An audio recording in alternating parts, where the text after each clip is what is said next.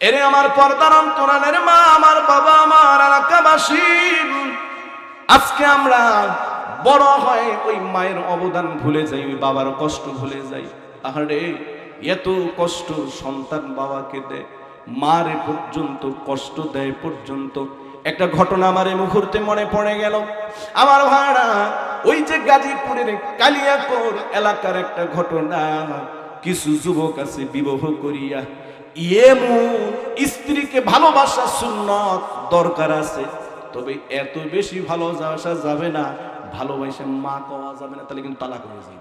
কথা বলেন ঠিক না ঠিক? এত বেশি ভালোবাসা স্ত্রীর কথায় ওঠে, স্ত্রীর কথায় বসে, স্ত্রীর কথায় খায়, স্ত্রীর কথায় ঘুমায়, এমন কিছু মগা মার্কা যুবক আছে না নাই?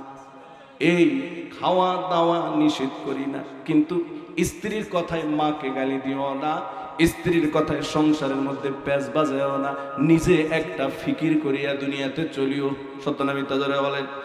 ওই স্ত্রী একটু খবিশ মার্কা সংসারের ছেলেটা বাবা মা নিয়ে থাকবে, এটা তার সহ্য হয় না। কারণ কিছু মহিলা আছে এমন ভাবে, আমি মনে হয় কোনোদিন মা বাবা হব না। আছে না নেই বলেন? সে বিবাহ করার পরে স্বামীরে নিয়ে আলাদা খাইবো, এখানে ঘুরতে যাইবো, গ্রিল খাইবো, ওইটা খাইবো, এই আনবো সেই আনবো, এটা তার ভালো লাগে। কিন্তু তার যে বাপ আছে, মা আছে, বড় ছোট ভাই আছে, বোন আছে, কিছু মহিলারা আছে এই বোনের দিকে জানি স্বামী খেদমতের মহব্বতে না তাকায়, মা বাবা কিছু কিনা দিলেই তার এমনি কেমন জানি ছাত করে জ্বললে ওড়ে। আপনার এলাকা আছে কিনা জানি, কি আছে না নাই জোরে বলেন? তো ওই লোকটা এরকম। এখন স্ত্রী স্বামীর সাথে কেমনে ফারাক করবে, এজন্য একটা মিথ্যা রটনা আটলো। এই স্বামী আইসে মতন এককালে পুরো কান্দা দিছে, কি হয়েছে এই সেই, আমনে তোমার মা আমার এই করছে। ওই পোলাটা এমন মগার মগা, একটু চিন্তা করে চলবে, কিছু জায়গায় কিছু হ্যাকমত করে চলতে হয়। বুদ্ধি শুদ্ধি নাই, মাকে দিছে লাথি। জোরে বলেন নাউজুবিল্লাহ। মা ছেলেকে ডেকে বলল, তুই অসুস্থ ছিলি, তোর বাবা মৃত্যু হয়েছে, তোর মুখের দিকে তাকায় আমি দ্বিতীয় বিবাহ বসি নাই। এ বাবা, হয়তো বা আমার ভুল ত্রুটি হয়েছে, তাই বলিয়া কি আমাকে লাথি মারবি? মা আল্লাহ রাব্বুল আলামিনের দিকে, আসমানের দিকে তাকায় ফেলল। বিশ্ব নবী বলেন, রিদার রব্বি রিদার ওয়ালিদাইন, মা বাবার সন্তুষ্টিতে সন্তুষ্ট হয় আল্লাহ। মা বাবা সাখাতার রব্বি ওয়া সাখাতাল ওয়ালিদাইন, মা বাবা বেজার হইলে বেজার হয় আল্লাহ। আল্লাহর কাছে মহিলা বিদ্যা মানুষ কি জন্য নিয়ে বিনে বলল, যুবকটা শুয়ে আছে, হঠাৎ দেখে যে এই পাও দেওয়া লাথি মারছে, পাওটা ফোলা শুরু করছে, এভাবে একটু চুলকাইছে, অমনি দেখে কেমন একটু গোড়ার মতো উঠছে। এরপর থেকে ফুইলা ফুইলা মাত্র একদিনের মধ্যে পুরা পাওটা পুইস। এবার ঢাকা মেডিকেলে আনলো, বলে মেডিকেলে আনছো ঠিক আছে, দেরি হয়ে গেছে। বোর্ড বসলো, বোর্ড বসার পর কয়েকজন ডাক্তার, প্রফেসর ডাক্তার মিলে পরামর্শ করলো, এই পা যদি 24 ঘন্টার মধ্যে হাঁটুর নিচ থেকে কাটিয়া ফেলা না হয়, এই যুবকের এই পছনে গোটা শরীর পয়সা ধ্বংস হয়ে যাবে। এবার যুবকটাকে পা কাটতে নিল, অবশ করা হলো। যখন সে সুস্থ অর্থাৎ অবশ থেকে যখন চিনতে পারলো, তখন যুবকটা ফেলফেলে কান্দে আর হাসে। এ যুবক কেন কান্না করো রে? বলে, যুবক কান্না করার কারণ হলো আমার মাকে পা দ্বারা লাথি দিয়েছি, আমার আল্লাহ সঙ্গে সঙ্গে শাস্তি দিয়েছে। বলে, যুবক রে, এটা বুঝতে পারলি পা হারাইয়া, যদি আগে বুঝতি পা হারাইতে হতো না। এজন্য আমার এলাকাবাসীকে বলবো, ভাই আজকে রং তামাশা ফুর্তি করো, যা কিছু করো, নিষেধ করি না, কিন্তু কখনো মায়ের সাথে বাবার সাথে খারাপ আচরণ করিও না। আর মা বাবাকে বলে যাই, ভাই রে, বাবা রে, কখনো সন্তানের সাথে দুই চোখ করিও না। কিছু মা আছে, কিছু বাবা আছে সন্তানের সাথে দুই চোখ করে, কিছু সন্তানকে বেশি বেশি জমি লেখিয়া দেয়, এই করে সেই করে। আবার নবীজি বলেছেন, 3 শ্রেণীর বাপ মা জাহান্নামী। বলে, যে মা বাবা মা সন্তানকে নৈতিকতা কোরআন শিক্ষা দিল না, সুযোগ থাকার পরেও এই কারণে সন্তান যদি অপরাধী হয় জাহান্নামে নিয়ে নেবে। যেই মা বাবা খারাপ শিরকের মধ্যে লিপ্ত এবং সন্তানকে শিরকের মধ্যে ধাবিত করে জাহান্নামী। যে মা বাবা সন্তানগুলোর সাথে জায়গা জমি সম্পদ নিয়ে বৈষম্য করে জাহান্নামী, সাবধান। এজন্য আমার ভাইদের কি বলি, ভাই সন্তানকে যদি ভালো বানাইতে হয়, সংসারটা যদি সুন্দর করতে হয়, এই সন্তানকে নৈতিকতা শিক্ষা দিতে হবে। বলে নৈতিকতার শিক্ষার সর্বশ্রেষ্ঠ শিক্ষার নাম হলো আল কোরআন। এই জন্য বিশ্ব নবী যথার্থ বললেন, যদি সন্তানকে ভালো বানাতে চাও, সর্বোত্তম দেখে যেতে চাও, সর্বোত্তম রেখে যেতে চাও, আদর্শবান বানাতে চাও, তাহলে সন্তানকে কোরআন শিক্ষা দাও। সন্তানকে যদি কোরআন শিক্ষা দাও, এই সন্তান কোরআনের শিক্ষায় শিক্ষায় বাকে বাকে ভালো হইতে বাধ্য হয়ে যাবে। ঠিক না ঠিক ধরে কর। এই যে মাদ্রাসার মুফতাবিন বড় আলেম মাওলানা মুফতি ওয়ালিউল্লাহ সাহেব, শরীয়তপুর শ্রেষ্ঠ বড় জজকোট মসজিদের ইমাম এমনি হয় নাই, এমনি যায় নাই, যোগ্যতার বদৌলতে সেই বরগুনা থেকে আসছে। কিসের শিক্ষার কারণে? বলে কোরআনের শিক্ষার কারণে। আমার কথা বলতে চাই না, তবে এতটুকু বলি, এই যে চেয়ারে বৈশা যে আপনাদের সামনে 2-4টা কথা শুনাইলাম, ভাইরে এটা কেন? বলে আল্লাহর দয়া, মা বাবার দোয়া, আর হলো কোরআন সুন্নাহর কিছু জ্ঞান থাকার কারণে। কথা বলেন ঠিক না বেঠিক? এজন্য আমার এলাকাবাসীকে বলতে চাই, ভাইরে সবাই তো একদিন মৃত্যুর বিছানায় শুয়ে যাব। আপনাদের কি মন চায় না আমার সন্তানটা আমার জানাজা পড়বে, আমার জন্য সন্তানটা দোয়া করবে? এ ভাই, আমি হাফিজুর রহমান এতটুকু বয়সে মনে হয় 1000 পর্যন্ত জানাজা পড়াইছি, কিন্তু 2007 সনে আমি যখন ফাজিলে পড়ালেখা করি, আমার বাবা ইন্তিকাল করেছে। আমার বাবার জানাজার জন্য আমি যখন দাঁড়াইলাম, অন্তরের মধ্যে যে একটা অবস্থা সৃষ্টি হয়েছে, মিথ্যা বলি না, অন্য মানুষের জানাজায় এই পরিবেশ হয় নাই। এই যে গত শুক্রবারের পূর্বের শুক্রবার ওসমানিয়া মাদ্রাসার মুহতামিম আল্লামা আবু বকর সাহেব দামাত বারাকাতুহুম আলিয়ার মা মারা গেছে। ভাইরে আমি সেই জানাজায় গিয়েছি, হুজুর জানাজাটা পড়াইছে, শত শত মানুষের জানাজা হুজুর পড়াইছে, আমি দেখেছি। কিন্তু তার মার জানাজার জন্য যখন সে দাঁড়াইলো, আমি দেখলাম হুজুরের মধ্যে এমন একটা ভাব, এমন একটা ভাব। হাকিমুল উম্মত আশরাফ আলী থানভী রহমাতুল্লাহ আলাইহি বলেন, ওই সন্তান ওই মা বাবার চাইতে বড় ভাগ্যবান আর কি হতে পারে, যেই মা বাবার মৃত্যুর পর জানাজাটা পড়ায় তার সন্তান। হাকিমুল উম্মত আশরাফ আলী থানভী রাহমাতুল্লাহ আলাইহি লম্বা আলোচনার পর বললেন, শোনো রে দুনিয়ার বাসী, যদি সন্তান তোমার জানাজা পড়ায়, 7 তাকবীরের প্রথম তাকবীরের বলার সঙ্গে সঙ্গে নেককার সন্তানের উসিলায় আল্লাহ রাব্বুল আলামিন মা বাবাকে মাফ করে দিবে। এজন্য আলোচনার মূল কথা হলো 4টা অপরাধ শয়তানের আমল। 1 নাম্বার নেশা করা, 2 নাম্বার জুয়া খেলা, 3 নাম্বার ভাগ্য নির্ধারণের জন্য তীরবাজি ধরা, 4 নাম্বার হলো আমার ভাইরা মূর্তি পূজা করা। আর 3 শ্রেণীর মানুষের জন্য আল্লাহর জান্নাত হারাম। নেশাকারীর জন্য 2 নাম্বার, দায়ুসের জন্য 3 নাম্বার হলো মা বাবার অবাধ্যতা যারা করে। সুতরাং এই অপরাধগুলো করব না। আর নিজে যদি ভালো হতে চাই, ভালো সন্তান রেখে যেতে চাই, আদর্শ পরিবার গঠন করতে চাই, কোরআনের শিক্ষার বিকল্প আল্লাহ যেন রিজসুম মিন আমালিশ শাইতান।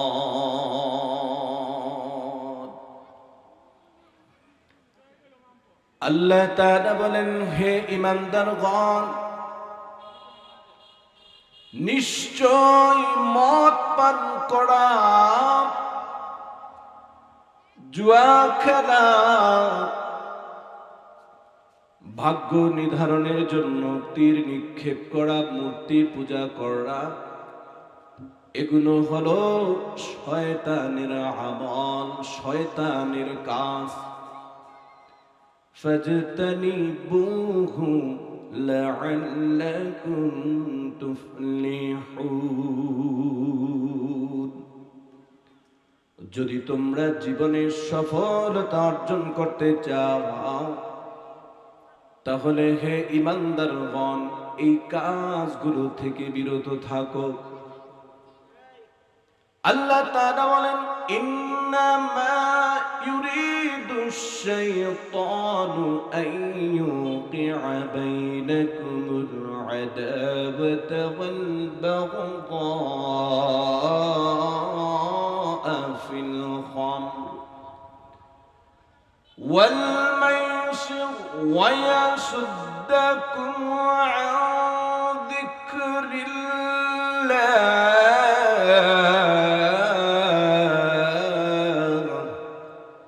ওয়া আনিস সালাহ هل أنتم منتهون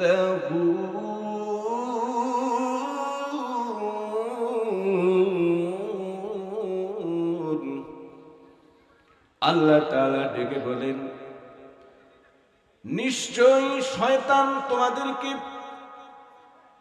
মদ এবং মদ জাতীয় নেশা কারক যত দ্রব্যগুলো আছে এগুলো পান করার মাধ্যমে, জুয়া খেলার প্রতি আসক্ত করার মাধ্যমে তোমাদের মধ্যে পরস্পর শত্রুতা এবং বিদ্বেষ সৃষ্টি করতে চায়, করে দেয়। আর তোমাদেরকে আল্লাহ রাব্বুল আলামিনের স্মরণ থেকে, জিকির থেকে, নামাজ থেকে তোমাদেরকে বিরত রাখতে চায়। এরপরও কি তোমরা এসব ঘৃণিত বস্তু থেকে তোমরা নিবৃত হবে না? হাদিস পড়েছি, আল্লাহর পয়গম্বর বলেন, ثلاثة قد حرم الله عليهم الجنة مدمن الخمر والعاق والديوث الذي يقر في أهله الخبث। বিশ্বনবী বলেন, তিন শ্রেণীর মানুষের জন্য আল্লাহ রাব্বুল আলামিনের জান্নাতটা আল্লাহ তাআলা হারাম করে দেন। এক নাম্বার হলো নেশাকারী, মদ পানকারী, ইয়াবা, ফেন্সিডিল, গাঁজা, হিরোইন, এগুলো যারা সেবন করে, পান করে, বিক্রি করায়। আল্লাহর পয়গম্বর বলেন, এই মানুষগুলো যদি তওবা ব্যতীত মারা যায়, যদি এই মানুষগুলো এই সকল কাজ থেকে বিরত না থাকে, আল্লাহর নবী বলেন এই সকল মানুষের জন্য আল্লাহর জান্নাত আল্লাহ হারাম করে দেন। দুই নাম্বার হলো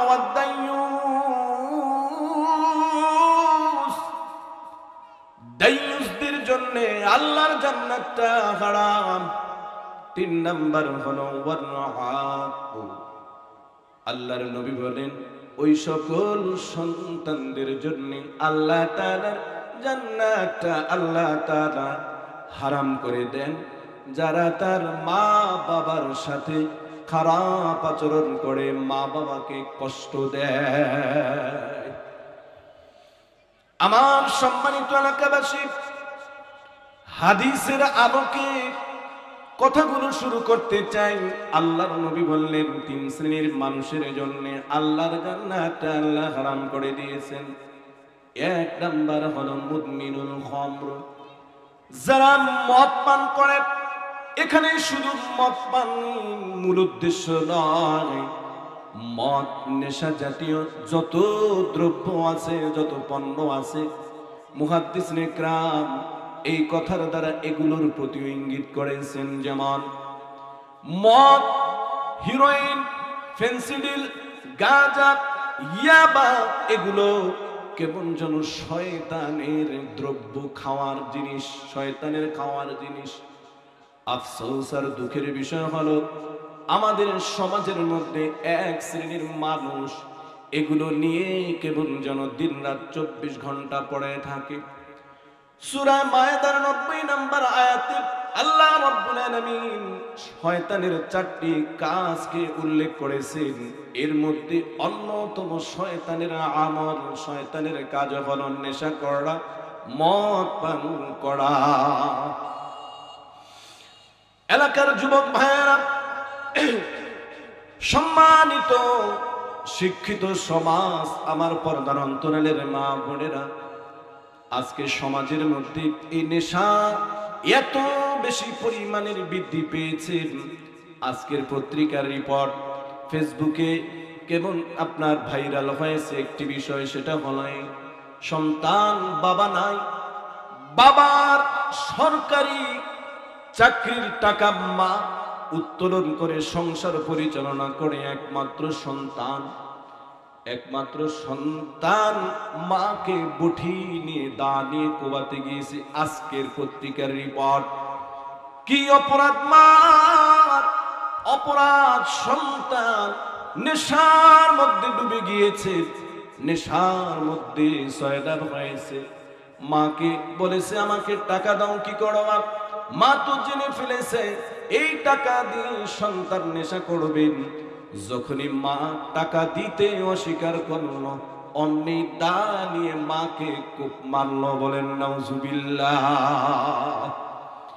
আজকে আমাদের সমাজের মধ্যে ভদ্র ফ্যামিলি, শিক্ষিত ফ্যামিলি, সমাজের মধ্যে সম্ভ্রান্ত ফ্যামিলির সন্তানগুলো আজকে কেমন যেন বখাটের খপ্পরে পড়ে, খারাপ মানুষের খপ্পরে পড়ে, কেমন যেন দিন দিন নষ্ট হয়ে যাচ্ছে। বলে যেগুলো কারণে সন্তান আজকে চোখের সামনে নষ্ট হয়ে যাচ্ছে, এর মধ্যে অন্যতম একটা কারণ হলো এই নেশা করা, মদ পান করা, ইয়াবা, গাঁজা, ফেন্সিডিল সেবন করা। সম্মানিত এলাকাবাসী, খুব গভীরভাবে মনোযোগ খেয়াল করুন। এই নেশাটা এত কঠিন একটা অপরাধ। আল্লাহর নবীকে আল্লাহ তাআলা অবগত করলেন, ওগো নবীজি, আপনি আপনার উম্মতকে বলে দিন, আমি আল্লাহ কিন্তু 3 শ্রেণীর মানুষের উপরে আমার সুবহান জান্নাতটা আমি হারাম করে রেখেছি। আল্লাহর নবীকে জানিয়ে দেওয়ার মাধ্যমে আল্লাহর নবী আমাদেরকে জানালেন, সালাসাতুন ক্বাদ হারামাল্লাহু আলাইহিমুল জান্নাহ। উম্মতের দলেরা 3 শ্রেণীর মানুষের উপরে আল্লাহ তাআলা জান্নাতটা হারাম করে দিয়েছেন। 1 নাম্বার হলো মুদমিনুল খামর, নেশা করা, মদ পান করা। সম্মানিত মুসল্লিয়ান ইকরাম, এই নেশাটা এত জঘন্য একটি অপরাধ।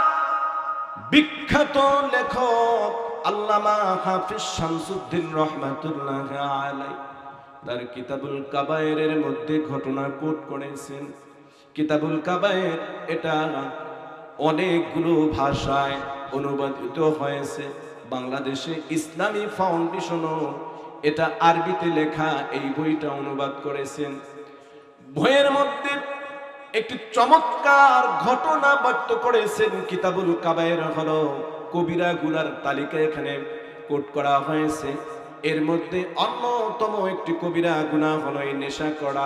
সেই অধ্যায়ে আল্লামা হাফিজ শামসুদ্দিন যাহাবী রাহমাতুল্লাহ আলাইহি চমৎকার একটি ঘটনা কোট করেছেন। ঘটনাটা হলো এই উপমহাদেশের সম্রাট, ভারতীয় উপমহাদেশের সম্রাট আব্দুল মালিক ইবনে মারওয়ান রাহমাতুল্লাহ আলাইহি বড় নেককার একজন বাদশা।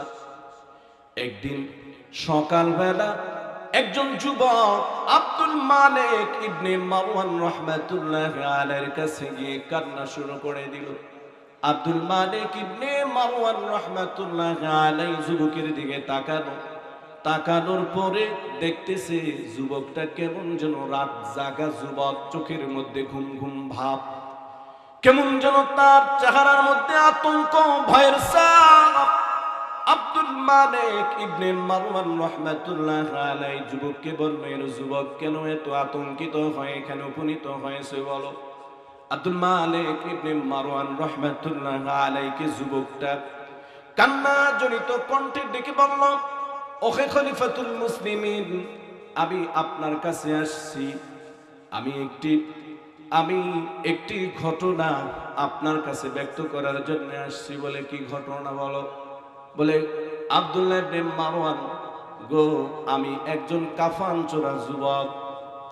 আমার পেশা নেশা হলো, কোন মানুষ যদি ইন্তিকাল করে এই মানুষটাকে যখন দাফন করা হয়, এই মানুষের কবরটা খনন করে আমি ওই কাফানের কাপড়টাকে নিয়ে আসি, অতঃপর এটাকে ধৌত করে বাজারে কম দামে বিক্রি করি। বড় গর্হিত কাজ। বলে আব্দুল্লাহ ইবনে মালিক, আমি আপনার কাছে আজকে যে ঘটনাটা ব্যক্ত করতে আসি সেটা হলো এই তো সত্য, এই রাত্রিতে আমি একজন যুবকের কবরটা খনন করলাম কাফনের কাপড় আনবার জন্য। কিন্তু যুবকের কবর খনন করে আমি যখন টর্চ লাইট মারলাম, দেখি যুবকটা উলঙ্গ, তার গায়ের মধ্যে কাফনের কাপড় দেখা যায় না।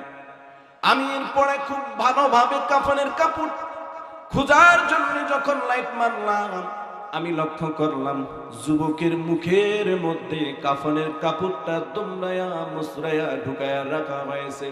অতঃপর এই যে টিস্যুটা বের হয়েছে, এতটুকু একটা অংশ একটু বের হয়েছে। আমি কাফনের কাপড় টানবার জন্য এভাবে যখন টান মারলাম, সঙ্গে সঙ্গে কাফনের কাপড়ের সাথে কাফনের কাপড় বের হলো, মুখ থেকে এক গোলা আগুন বের হয়ে গেল। ওগো খলিফাতুল মুসলিমিন, আমি ভয় পেয়ে গেলাম। আমি দৌড়ে পালাতে লাগলাম। কি যেন গায়ের থেকে আমাকে বলল, এ কাফন চোরা যুবক, দৌড়ে যাবি না, যা ওই লাশটার কাছে যাও, লাশের কাছে প্রশ্ন করো কি কারণে যুবকটাকে উলঙ্গ করা হলো কবরের মধ্যে, আর কি বা এই কারণে কি অপরাধে কবরের যুবকটাকে কাফনের কাপড়টা মুখের মধ্যে পেঁচায়া ঢুকাইয়া দেওয়া হলো, আর বাকি কারণে যুবকের মুখের মধ্যে আগুন বের হলো। যেই কথা সেই কাজ। আমি যুবকের কাছে গেলাম, কবরটার পাশে দাঁড়ালাম। অতঃপর সাহস নিয়ে জিজ্ঞাসা করলাম, ওকে যুবক,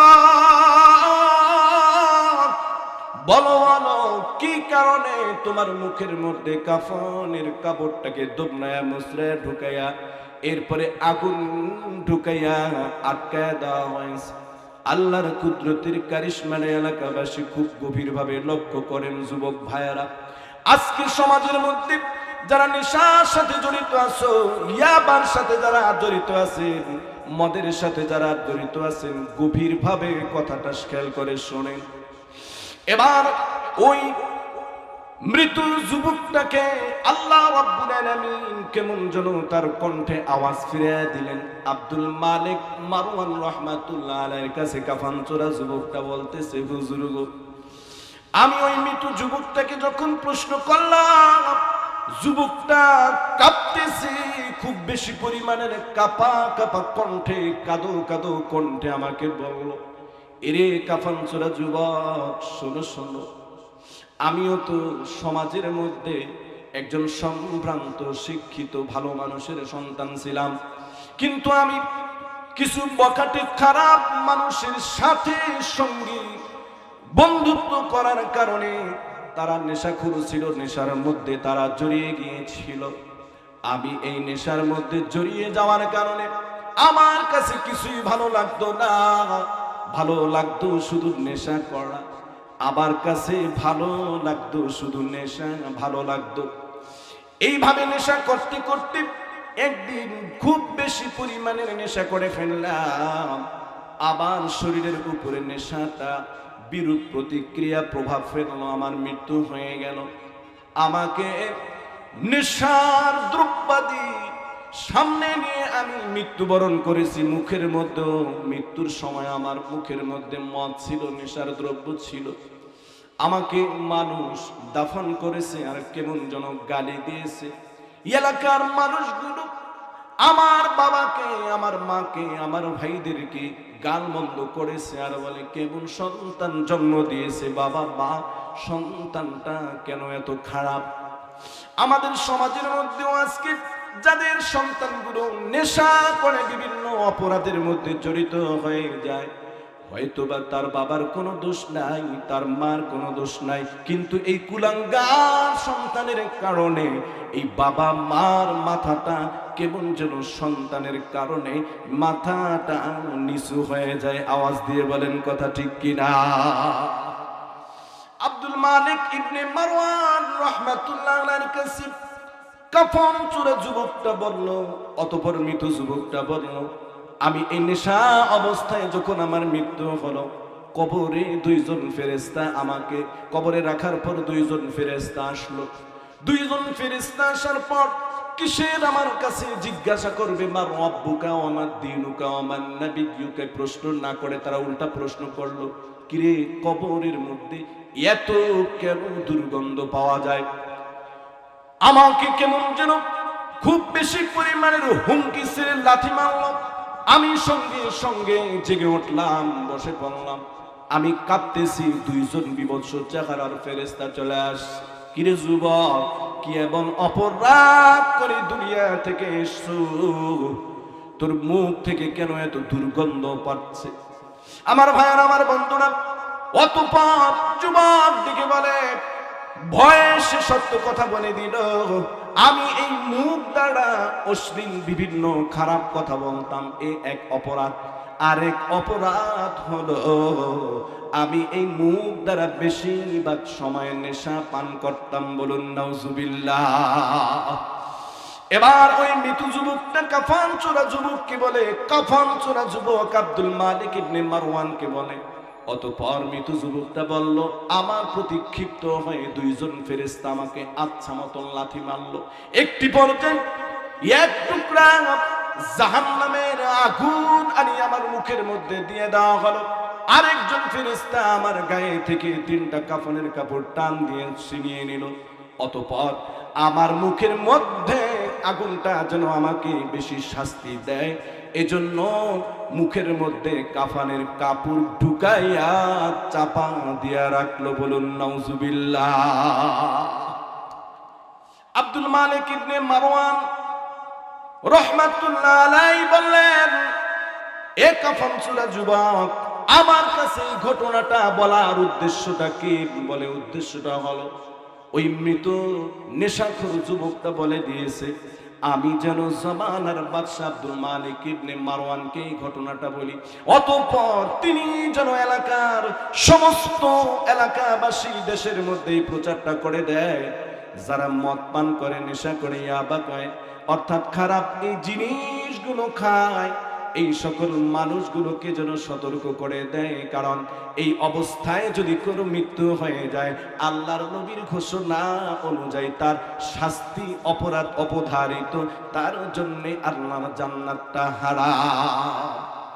মাইকের আওয়াজ যত দূর যাচ্ছে, আমার ভাইয়েরা, বিশেষ করে আমার যুব সমাজকে লক্ষ্য করে আমি বলবো, এ যুবক, তুমি একটু বিবেক দ্বারা কথাগুলো শ্রবণ করো আর মনে মনে একটু ভাবো। তোমার বিবেকের কাছে আমি হাফিজুর রহমান শরীয়তপুরি প্রশ্ন রেখে গেলাম। জানো নি রে যুবক, এই মুখের কত দাম? জানো নি রে এই জিহ্বার কত দাম? বিশ্ব নবী বলে দিলেন, মান ইয়াদমানি মা বাইনা লাহিয়াইহি ওয়া মা বাইনা রিজলাইহি আযমান লাহুল জান্নাহ। আল্লাহর নবী বলে দিলেন, এই দুনিয়ায় যে মানুষগুলো তার মুখকে হেফাজত করবে, মুখ হেফাজতের অর্থ হলো এই মুখ দ্বারা খারাপ কোনো কথা বলবে না, অশ্লীল কোনো কথা বলবে না, মেয়েদের সাথে খারাপ অঙ্গভঙ্গিমূলক কথা বলবে না, মুখ দ্বারা মিথ্যা কথা বলবে না, মুখ দ্বারা গীবত করবে না, মুখ দ্বারা অপরকে গালি দিবে না, মুখ দ্বারা বানায়া বানায়া প্রতারণামূলক কথা বলবে না, মুখ দ্বারা খারাপ কোনো জিনিস খাবে না। আল্লাহর পয়গম্বর বলে দিলেন, এই মুখ আল্লাহর জান্নাতে যাবে। নবী বললেন, এই মানুষগুলোর জন্য আমি নবী জান্নাতের গ্যারান্টি হয়ে যাব। বলুন না সুবহানাল্লাহ। আমার এলাকাবাসী, ও পর্দার অন্তরালের মা, আজকে মুখের বড় আমরা খেয়ানত করে থাকি। সকালবেলা আমি মহিলা মাহফিলে বলেছি, আমার অনেক মা আছে, আমার অনেক যুবতী বোনেরা আছে, আহারে অনেকেই বিবাহ শাদীর পূর্বে পর পুরুষের সাথে কেমন যেন প্রেম প্রীতির সম্পর্ক। অনেক খবিশ মহিলা আছে, বিবাহ হওয়ার পর স্বামীর অনুপস্থিতিতে বৃদ্ধ বৃদ্ধা শাশুড়ি বৃদ্ধ শ্বশুরকে ফাঁকি দিয়ে অন্য পুরুষের সাথে কথাবার্তা বলে। মাগো, হয়তোবা তুমি জানো না, এই কথাগুলো কিন্তু রেকর্ড করা হয়। কাল কিয়ামতের দিন তোমার এই কথাগুলো পর পুরুষের সাথে তুমি কিভাবে রং তামাশা করছো, এই কথাগুলো আল্লাহ তাআলা কিয়ামতের দিন প্রকাশ করে দিবেন। তোমার সকল কর্মকাণ্ড মাগো কিয়ামতের দিন আপনার হাত বলবে, পা বলবে, আপনার কান বলবে, আপনার চক্ষু বলে দিবে। সূরা ইয়াসিন আল্লাহ তাআলা বলেন, اليوم نختم على أفواههم وتكلمنا أيديهم وتشهد أرجلهم بما كانوا يكسبون। আল্লাহ তাআলা বলেন কিয়ামতের দিন অপরাধী মানুষগুলো মুখকে আল্লাহ তাআলা বন্ধ করে দিবেন। অতঃপর প্রশ্ন করা হবে, এই ব্যক্তির হাত তুই বলে দে তোর দ্বারা কি কি কর্মকাণ্ড বান্দা করেছে। যেই মানুষগুলো ক্ষমতার দাপট দেখাইয়া মানুষের প্রতি জুলুম করে, বিভিন্ন ভাবে টাকা আত্মসাৎ করে, বিভিন্ন ভাবে মানুষকে কষ্ট দেয়, মারে, জুলুম করে, কাল কিয়ামতের দিন এই হাতগুলো বলে দিবে আল্লাহ এই হাত দ্বারা এই বান্দা কতটা অপরাধ করেছে। কত যুবক আছে পর নারীর গায়ে হাত তুলেছেন, হাত দিয়েছেন, বিভিন্ন বিবাহের মজলিসে গিয়ে, বিভিন্ন জায়গায় গিয়ে। খোদার কসম রে ভাই, আমি হাফিজুর রহমান শরীয়তপুরীর বানানো কথা নয়, পবিত্র কোরআনের সূরা ইয়াসিনের 65 নম্বর আয়াতটা খুলে দেখো। কিয়ামতের দিন তোমার হাতটা বলে দিবে তুমি গোপনে গোপনে এই হাত দ্বারা কি কাজটা করেছো, চক্ষু দ্বারা কি করেছো, তুমি এই পা দ্বারা কোন দিকে খেটে গিয়েছ, তুমি ঘুষ খেয়েছো, তুমি সুদে টাকা লাগিয়েছো, তুমি মানুষের জায়গা জমিনকে দখল করে আত্মসাৎ করেছো। এই কথাগুলো কিয়ামতের দিন সব হাত পা অঙ্গ প্রত্যঙ্গ বলে দিবে, পালাবার কোনো রাস্তা নাই। আওয়াজ দিয়ে বলেন কথা ঠিক না বেঠি? এজন্য আমার যুবক ভাইদেরকে বলি, সাবধান হয়ে যান। যারা নেশার মধ্যে লিপ্ত আছেন, জুয়ার মধ্যে লিপ্ত আছেন, যারা বিভিন্ন পরকীয়ার মধ্যে লিপ্ত আছেন, যারা মানুষের উপরে জুলুমের মধ্যে লিপ্ত আছেন, এখনো সোজা হন। যদি আপনি সোজা না হন, আজরাইল আসিয়া যখন জানটা নিয়ে নিবে, অটোমেটিক কিন্তু সোজা হওয়া লাগবে। কথা বলেন ঠিক না বেঠি? বলতেছিলাম 3 শ্রেণীর মানুষের জন্য আল্লাহর জান্নাতটা আল্লাহ তাআলা হারাম করে দিয়েছেন। এর মধ্যে 1 নাম্বার হলো নেশাকারীর জন্য। শয়তানের 4টা আমলের কথা বলা হয়েছে সূরা আর রহমানের 90 নম্বর আয়াতে। একটু বলি, 2 নাম্বার হলো আল মাইসিরু, জুয়া খেলা। আমাদের সমাজের মধ্যে একটা শ্রেণীর মানুষ আছে, বলে শ্বশুর বাড়ির গরু চুরি কইরা জুয়া খেলে, স্ত্রীর নাকের ফুল বিক্রি কইরা জুয়া খেলে, বাবা জায়গা জমি কষ্ট করে রেখে গিয়েছে সন্তানের জন্য, কিছু কুলাঙ্গার সন্তান আছে সেই জমি বিক্রি করে জুয়া খেলে। আসে না নাই? ধরে বলেন আসে না? না আমার ভাইয়েরা, কত না খান্দা নালায়েক বেয়াদব। ঈদের দিন ঈদের নামাজ পড়ছে, রমজান মাসে রোজাও রাখছে, কিছু খবিশ মার্কা জুয়া খের আছে, ঈদের নামাজ পড়িয়া টুপিটা মাথায় দিয়ে জুয়া খেলতে গেছে। আছে না নাই? এই জুয়াখোরের জন্য আল্লাহর জান্নাত হারাম। ওয়াল আনসাব। এরপরে 3 নাম্বার বলা হয়েছে ওই সকল মানুষ, যেই মানুষগুলো মূর্তি পূজা করে। আমাদের মুসলমানেরা মূর্তি পূজা ওইভাবে যদিও না করে, বিভিন্ন স্টাইলে করে। বলে পীরকে এমন ভাবে বিশ্বাস করে, বলে আমার পীর আমার সন্তান দিবে, আমার পীর আমাকে বড় লোক বানাবে, আমার পীর আমাকে সবকিছু দিবে। এজন্য পীরের বাড়ির দিকে ফিরিয়া নামাজ পড়ে, পীরের নামে গরু কুরবানি করে। এগুলো মারাত্মক পূজার শামিল। জোরে কন্নাউজুবিল্লাহ। ব্যাখ্যায় যাব না। এরপরে 3 নাম্বার 4 নাম্বার হলো ওয়াল আজলাম, ভাগ্য নির্ধারণের জন্য তীর নিক্ষেপ করা।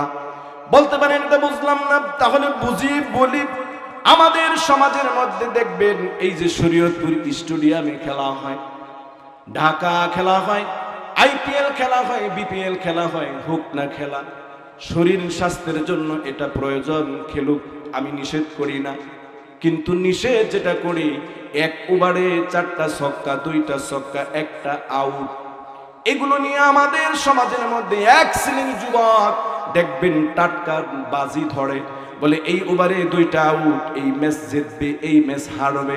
আল্লাহর নবী জানিয়ে দিলেন এগুলো হলো ওয়াল আজলাম, ভাগ্য নির্ধারণের তীর নিক্ষিপ্তর মতো। এই আমলগুলো যারা করবে তারা হলো শয়তানের ভাই। আছে না নাই? জোরে বলেন, জোরে বলেন, আছে না নাই? আমি অনুরোধ করব ভাই, এই অপরাধগুলো ছেড়ে দাও, এই অপরাধগুলো ছেড়ে দাও। যদি অপরাধগুলো ছেড়ে না দাও, আল্লাহর কসম করে বলি, এর মধ্যে যদি তোমার মৃত্যু চলে আসে, উপায় নাই, উপায় নাই। এজন্য আমার ভাইদেরকে বলি, ভাই ভালো হও, ভালো হইতে কিন্তু পয়সা লাগে না। সহজ কথায় যদি ভালো না হও, মনে রেখো জাহান্নাম ছাড়া উপায় নাই। তুমি যদি ভালো হতে চাও, ভালো মানুষের সঙ্গী হয়ে যাও, তাহলে তুমি ভালো হতে পারবে এই দুনিয়ায়। তুমি যদি ভালো হতে চাও, ভালো মানুষের সঙ্গী হয়ে যাও। কোরআনের কথা আল্লাহ তাআলা বলেন, ইয়া আইয়ুহাল্লাযীনা আমানু তাকুল্লাহা ওয়া কুনু মা'আস সাদিকিন। হে ঈমানদার বান্দা বান্দীগণ, আল্লাহকে ভয় করো। এর মানে ভালো হয়ে যাও। যদি তুমি ভালো হতে চাও, কুনু মা'আস সাদিকিন, তাহলে তুমি ভালো মানুষের সঙ্গী হও। সৎসঙ্গে স্বর্গবাস, অসৎ সঙ্গে সর্বনাশ, এই কথাটি সকলের জানা।